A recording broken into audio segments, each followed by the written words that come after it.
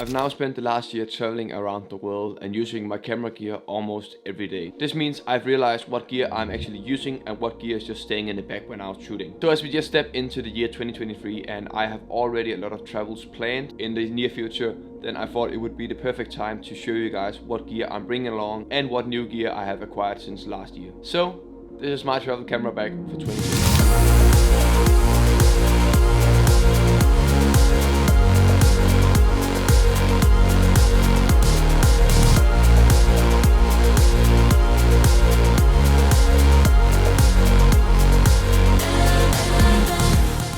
So if you watched my camera bag video from last year, you know I had the Peter McKinnon travel camera bag, which was a really nice bag, but that bag got stolen. So since the summer of 2022, I have actually been using this camera bag, which is my old camera bag, and it is a really nice one, and I can highly recommend it for anyone starting out with camera gear and wanting to get a nice backpack that is pretty durable and well sealed. But for now, I want to try out a new backpack since I've had that backpack for almost 2 years now. So that means that this is the new backpack that I am going with. I just recently got it, so I haven't actually tried it out yet. So this backpack is from a company called Compagnon in Germany, and it is called the Element backpack. And from what I have could research online and now tried out for a few weeks, I think this is going to be one of my favorites. The thing that I missed the most in the old backpack was a lot of small pockets inside that I could store all my small things that I have, because it would just end up kind of laying all over the place in my old backpack. And in this bag there is a lot of small pockets where you can store your passport, your SSDs, your SD card, your batteries, your everything that you don't really want to be lying around in the backpack. You can put it in a small pocket, which I think is great. Plus I really love how it looks. It looks like an adventure backpack, and that is pretty much what I'm going to use it for. Also the waist support, so when I go hiking it is going to take off some of the load off my back, which I'm going to thank myself for in the future.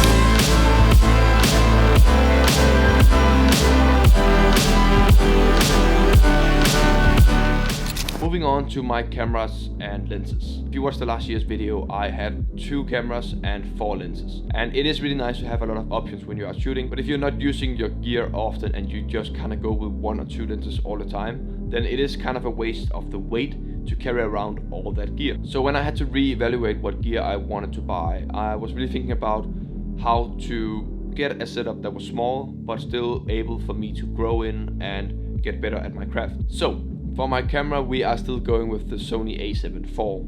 I personally think that this is one of the most powerful cameras you can get if you're into both photography and filmmaking, since it is a hybrid camera. It shoots 4K 60 frames per second, but with a small crop at 60 frames, and it shoots 33 megapixel photos, which is more than enough for you to take photos for Instagram or even client work. Other than that, the 4K you shoot is actually 7K but scaled down to 4K. Then it has dual native ISO, plus it has really great active stabilization. So for me it is perfect at the moment. But I can see myself in the future buying a camera that is more focused on video, since that is what most of my work revolved about.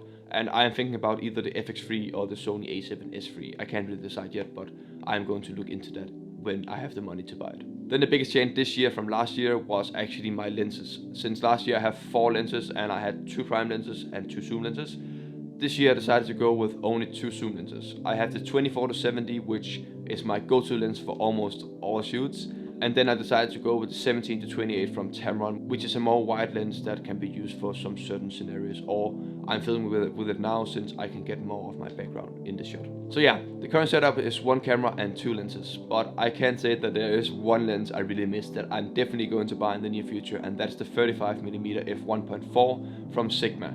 And I'm not sure why I didn't buy this when I was actually looking into reinvesting into some gear, since this is just one of my favorite lenses. It was one of my first lenses as well, and I just think the lens itself is so sharp, and the look it has is just something you can't really get from any other lens at the moment. So I'm definitely going to look into that, since it isn't that expensive as well compared to other lenses, and you just get a very nice lens for the money.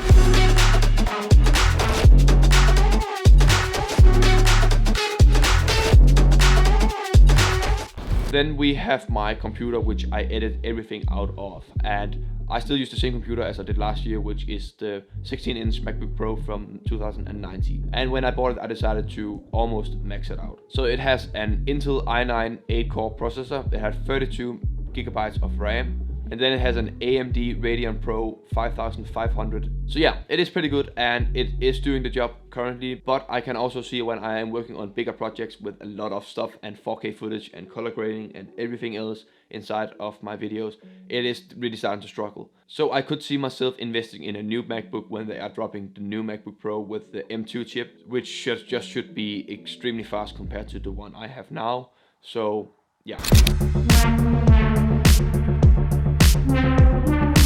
When it comes to the drones, I haven't really changed anything, and the reason is because I really love the drone, but also because I didn't carry around the drone in Barcelona when my bag got stolen, so I didn't have to go out and invest in a new drone. But the one thing I have really not regretted buying is the drone, because I just got to test it out in Southeast Asia for 4 months now, and it hasn't let me down at all. I even think the low light of this drone is more than enough for what I'm using it for, so I'm definitely not gonna switch up my drone for now.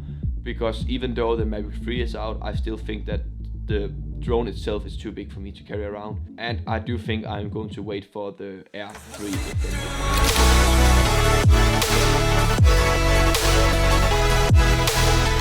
I also decided to go with a drone this time. Since my work was more focused on video, I really wanted some more tools that can help me elevate my skills as a videographer. That's why I decided to buy the DJI RSC 2, which was one of the best things I could buy in my opinion. I know you can get really smooth shot with handheld, but I do think that there is just something about having a gimbal that can really help you stabilize your shots and really get those smooth shots in your videos. I decided to go with the RSC version because that is a bit more compact, which meant I could have it inside of my camera bag instead of hanging out on the outside, which just made the gimbal itself more safe, but also it didn't really look like I had a camera bag on. And when you've had your camera bag stolen once, you don't take any chances at all.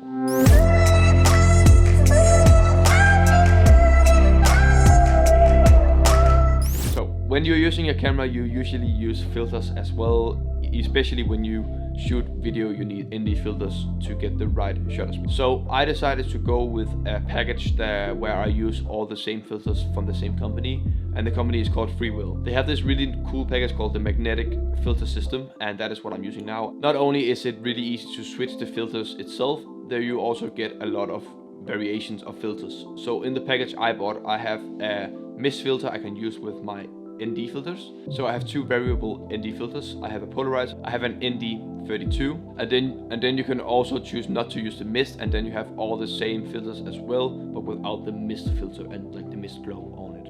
Other than that, I also use the Freewell VND mist package for my drones, which is also just a variable ND filter with a mist inside that I can just put on, and then I can use it as an ND filter on my drone shots, which just helped me get the crisp drone shots that I get.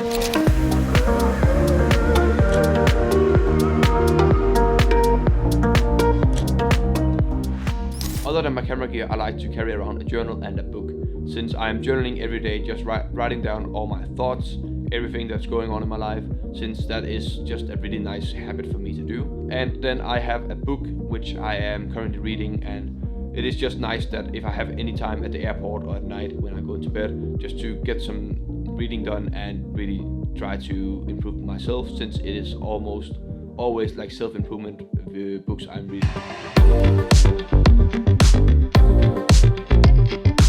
And the last essential I carry around with me all the time is my AirPods Pro, and these is a game changer when I'm flying on the plane, since the noise cancelling is just so good, and when you're flying on the plane you don't really want to listen to crying babies or the airplane itself, because that can be really loud. Other than that, I use them for my editing, and it's just so convenient since they are so small to carry around, and you can just put them in your backpack or even in your pockets, and you can just pull them out anywhere you want to, and you can start listening to music or edit your videos, and without wires as well. So yeah, that is pretty much everything that I carry with me every time I travel. I do have some stuff that I bring along sometimes, and other times I leave them at home, so I'm not putting them in here since they're not really anything that I use every time. But yeah, as of right now, I do really have a minimalistic setup, and I'm really happy with it, but I can also see myself in the future getting more stuff, since I do really miss, like, as I said, a prime lens, and I do want to get a better computer, I do want to get a new drone, and I also want to get a better film camera. So yeah, I really hope you enjoyed this video, and if you did, I would really appreciate if you would leave a like on the video, or maybe consider subscribing to my channel. I will see you in the next one. Bye.